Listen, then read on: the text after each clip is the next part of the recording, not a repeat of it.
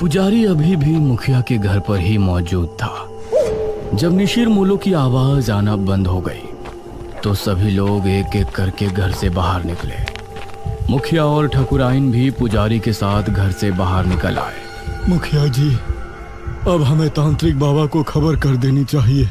हाँ पुजारी जी, लेकिन पहले पता तो चले कि निशिर मोलो ने किसी को अपना शिकार बनाया है या फिर वो ऐसे ही चले गए।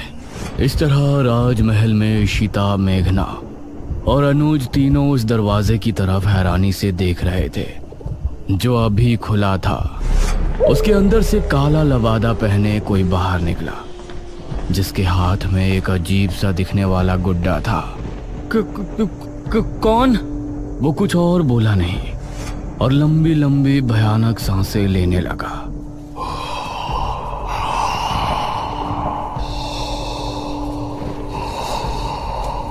उसकी भयानक सांसों को सुनकर ये तीनों डर गए और तभी वो तेज रफ्तार से इनकी तरफ भागा। भागो जल्दी, महल से बाहर निकलो। इन तीनों का दिल दहल उठा और ये खिड़की की तरफ भागे। जल्दी करो। वो अभी भी इनके पीछे ही था। अनुज ने पहले इशिता और फिर मेघना को बाहर निकाला। वो अनुज तक पहुंचने ही वाला था कि तभी अनुज भी खिड़की से कूद गया। क्या था वो? चलो अब घर चलते हैं, 2 बज रहे हैं, कहीं पिताजी या माँ जाग ना जाए।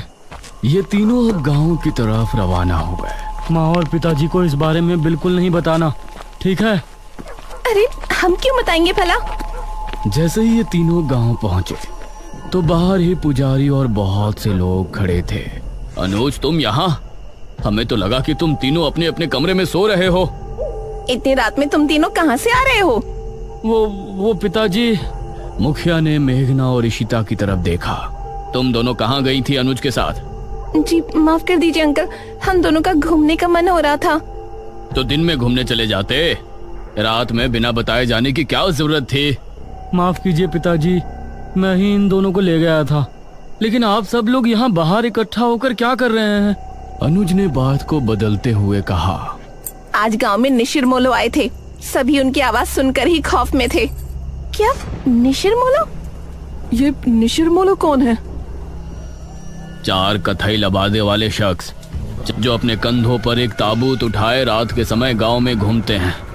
उनकी आंखें लाल चमक रही होती हैं। रात के समय गांव में घूमते हैं। उस समय अगर वो किसी को देख लेते हैं या कोई उन्हें एक बार देख लेता है तो वो उसे अपने साथ ले जाते हैं। सभी गांव के लोग तो अपने अपने घरों में थे, लेकिन वो लोग संपत और कप्ता को ले गए। वो बाहर ही जुआ खेल रहे थे। अनुज, इशिता और मेघना तीनों ही ये सुनकर चौंक पड़े। पिताजी, लेकिन इससे पहले तो ऐसा गांव में कुछ भी नहीं हुआ, न ही आपने मुझे कभी इसके बारे में बताया। ये 400 साल पहले की बात है बेटा, हमारे महाराज के समय की बात। लेकिन उस समय किसी तरह उनको रोक दिया गया था, लेकिन अब अचानक वो कैसे जाग उठे, ये तो बात समझ के बाहर है। मुखिया जी, अब कल सुबह ही तांत्रिक महाराज से मिलने के लिए निकलेंगे। फिलहाल सभी लोग अपने अपने घरों को जाएं और निशिर मोलो से सावधान रहें। ये सुनकर सभी गांव के लोग अपने अपने घरों को चले गए, लेकिन अब सभी के दिल में अजीब सा डर बैठ गया था। इशिता और मेघना भी अपने कमरे में पहुंची। ये तो बहुत बड़ी गड़बड़ हो गई। हम लोग तो यहाँ पर मृत्युंजय अमृत के लिए आए थे और यहाँ तो राजमहल निशिर मोलो पता नहीं क्या क्या सुनने में आ रहा है। ये लोग अब हमें मृत्युंजय अमृत तक लेकर भी जाएंगे या नहीं? अरे तुझे दिख नहीं रहा यहाँ कितनी प्रॉब्लम है? हम दोनों सुबह यहाँ से जा रहे हैं बस। नहीं, मैं नहीं जा सकती। लेकिन क्यों? वो मृत्युंजय अमृत। इतना कहकर मेघना ने आगे कुछ नहीं कहा। आपने बिना सोचे समझे उन दोनों लड़कियों को घर में जगह क्यों दे दी? देखा ना अब क्या हुआ। ठकुराइन, वो लड़कियां तो अनजान है, लेकिन अनुज को तो सब कुछ पता है ना। वो उनको लेकर रात में निकल गया, इसमें हम उनको दोषी नहीं ठहरा सकते। उनको लेकर जाने वाला तो हमारा ही बेटा है ना। कुछ ही देर में सभी एक एक करके सो गए।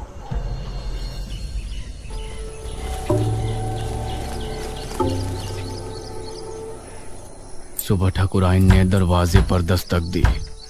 दोनों उठ जाओ, सुबह हो गई है। ठाकुरायन ने बहुत ही रूडली बोला। Aunty ji, we are sorry. यह सुनकर वो बिना जवाब दिए वहां से चली गई। कुछ देर बाद फ्रेश होकर इशिता और मेघना दोनों ब्रेकफास्ट टेबल पर पहुंची। Good morning uncle. Good morning aunty. आओ बैठो बच्चों, नाश्ता करो। मेघना के बाल इस समय खुले हुए थे। ना जाने अनुज को उसमें क्या खास दिखा। उसने उसे स्माइल की और एक टक उसे देखने लगी। इस पर मेघना ने उसे हैरानी से देखा, फिर उधर उधर देखकर नाश्ता करने लगी। अनुज, आज तुम खेतों पर जाओगे, समझ गए? माँ, मैं खेतों पर जाकर क्या करूँगा? पिताजी, क्या हो गया है माँ को? मुझे कुछ नहीं हुआ है। तुम आज खेतों पर जा रहे हो, बस जा रहे हो। तभी इशिता बोली, अनुज, तुम हमको भी खेत घुमा लाओगे? ये सुनकर ठाकुरायन इशिता और मेघना की तरफ गुस्से से देखने लगी। तभी अनुज भी खुश होते हुए बोला, हाँ ठीक है, मेघना को भी हमारे खेत काफी पसंद आएंगे। हाँ बेटा, क्यों नहीं, लेकिन एक बात ध्यान रखना, तीनों साथ रहना और शाम होने से पहले घर लौट आना। तब तक तांत्रिक महाराज भी आ ही जाएंगे। नाश्ते के बाद इशिता और मेघना अनुज के साथ घर से निकली।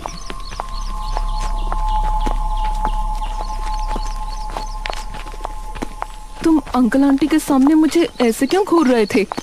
तुम सच में शहर से ही हो ना? क्यों, कोई शक है? शहर की लड़की होती तो अब तक समझ जाती कि मैं उस पर लाइन मार रहा हूँ। वो मतलब स्लिप हो रहा हूँ। अनुज, उसे ऐसे मजाक बिल्कुल पसंद नहीं। ओ अच्छा। अच्छा ठीक है, सॉरी, लेकिन वो मजाक नहीं था। ये सुनकर मेघना भी हल्के से मुस्कुरा दी।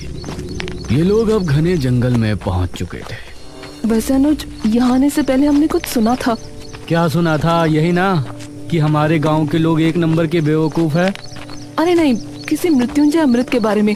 कहा जाता है कि उसको पीने से बड़ा रोग दूर हो जाता है। ये सुनकर अनुज ने इशिता और मेघना दोनों को घूर कर देखा। तो तुम लोग यहाँ मृत्युंजय अमृत की तलाश में आई हो? नहीं, वैसे वो झूठ नहीं तो सीधा बोलना था ना।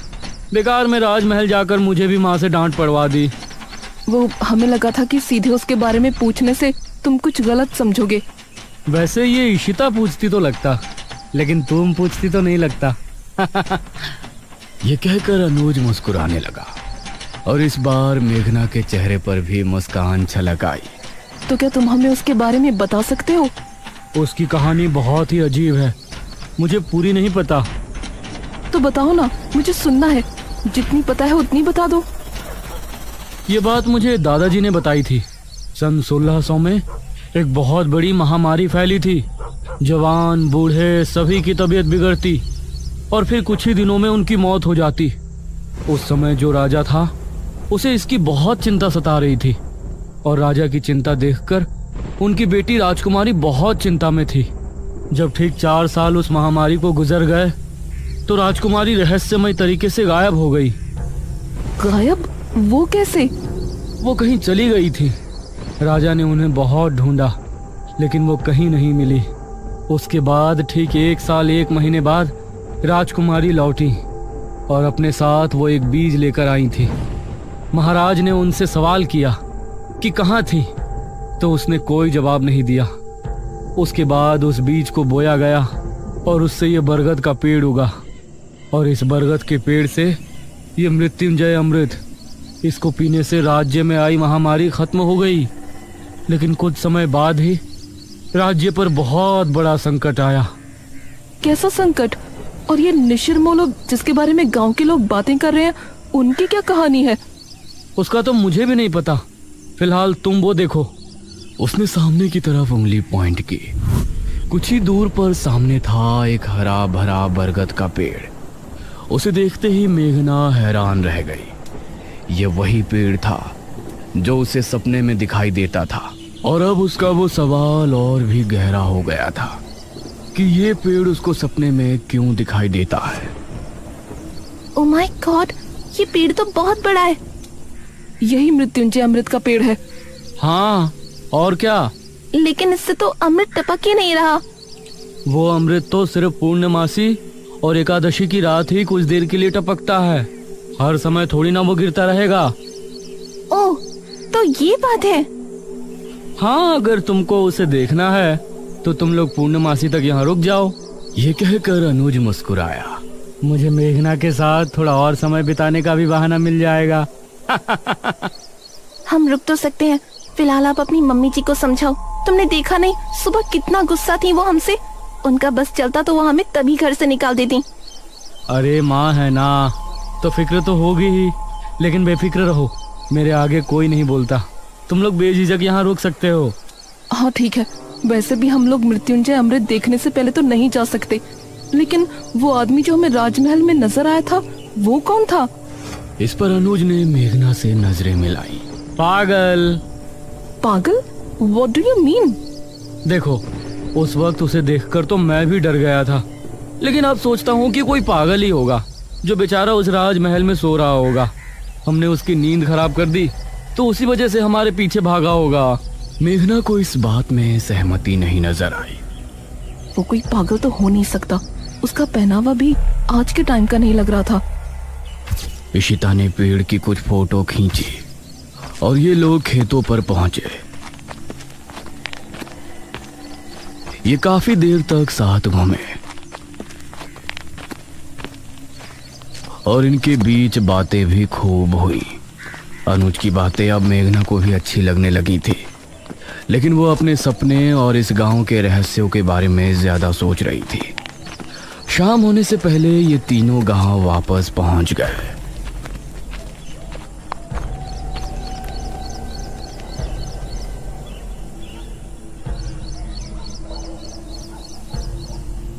रात होने वाली है।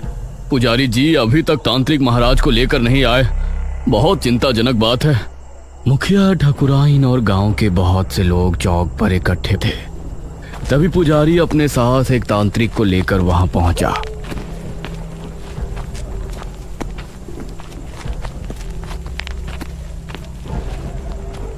प्रणाम बाबा।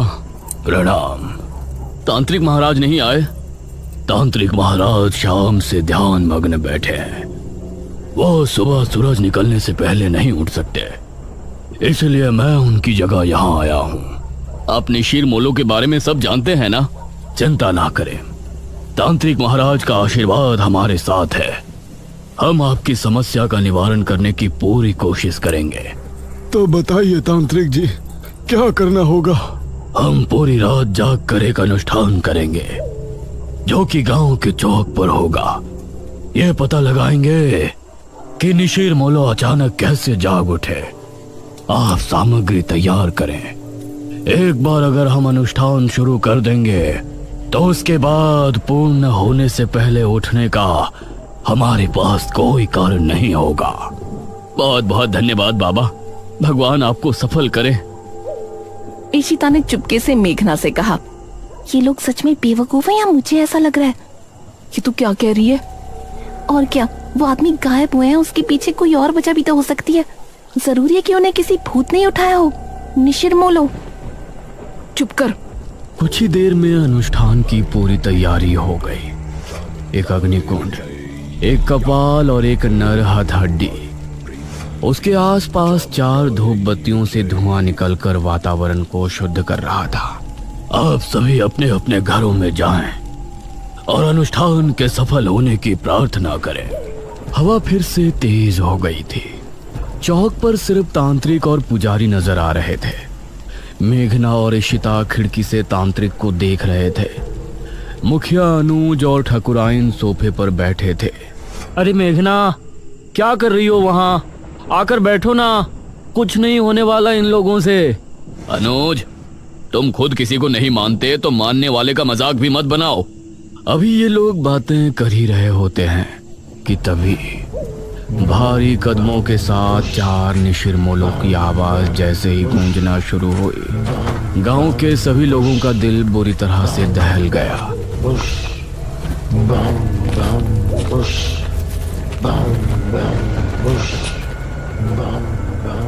अरे ये आवाज ये सुनकर मुखिया भी बुरी तरह से डर गया। जल्दी से सभी खिड़की दरवाजे बंद कर दो, कोई बाहर नहीं झांकेगा। उसे इस तरह से डरा हुआ देखकर इशिता और मेघना भी हैरान रह गए।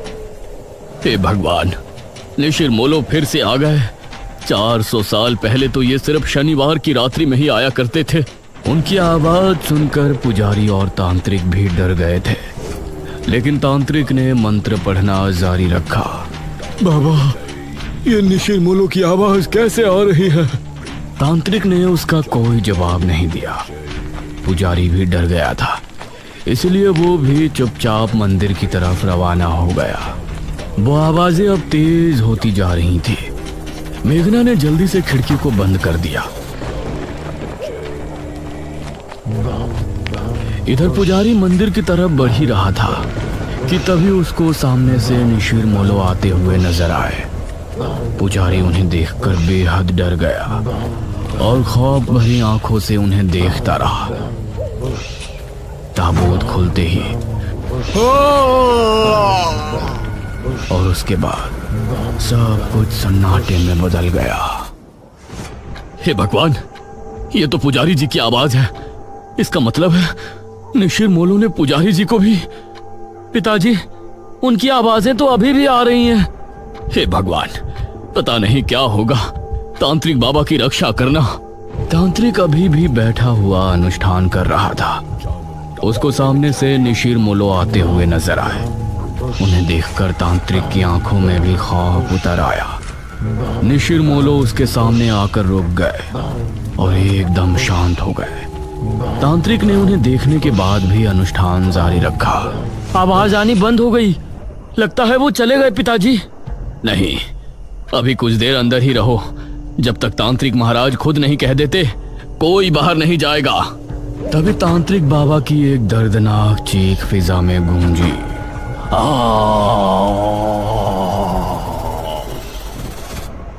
हे भगवान, ये तो तांत्रिक बाबा की आवाज है। धीरे धीरे आवाजें हल्की होती चली गईं और फिर पूरी तरह से शांति छा गई। चलो, सब जल्दी से बाहर चलो। अब मुखिया और सभी गांव के लोग अपने घरों से निकलकर चौक पर पहुंचे। वहां उन्होंने देखा कि तांत्रिक बाबा किसी मिट्टी के पुतले के जैसे जमे बैठे हैं। उनकी आंखें और मुंह पूरी तरह से फटा हुआ है। तांत्रिक बाबा! अगले ही पल उनका शरीर धीरे धीरे गायब हो गया। ये भयानक मंजर देखकर सभी के डर के मारे चीख निकल गई। निशिर मोलो पुजारी जी को ले गए और तांत्रिक बाबा का अंत कर दिया। इसका मतलब वो सिर्फ ये अनुष्ठान रोकने आए थे। पिताजी, अब निशिर मोलो से हमें कौन बचाएगा? अब तो तांत्रिक महाराज को ही आना होगा, वही कुछ कर सकते हैं। इशिता और मेघना तांत्रिक की मौत देखकर बहुत डर गई थी। दूसरी तरफ गुफा में बैठे बड़े तांत्रिक ने अचानक से अपनी आंखें खोली। उनके चेहरे पर चिंता की लकीरें साफ नजर आ रही थी। निशिर मोलो का ये रूप, उसने हमारे शिष्य का भी अंत कर दिया। अब हमें खुद वहां जाना होगा, वरना प्रलय आ जाएगा। उस रात जब मेघना सो रही थी तो उसे एक सपना आया। वो एक राजकुमारी वाली वेशभूषा में एक सुनसान जंगली इलाके में घूम रही है। दूर दूर तक कोई नजर नहीं आ रहा है। तभी कोई पीछे से उसके कंधे पर हाथ रखता है। हाँ? मेघना चौंकते हुए पीछे मुड़कर देखती है और उसके मुंह से चीख निकल जाती है। उसे देखकर वो चीखती हुई नींद से जाग उठती है। अरे मेघना, क्या हुआ?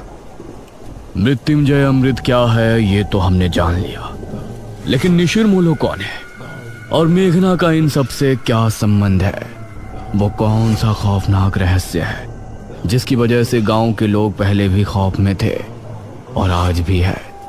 इन सभी सवालों के जवाब जानने के लिए हमारे साथ बने रहिए निशिर मोलो के तीसरे भाग में।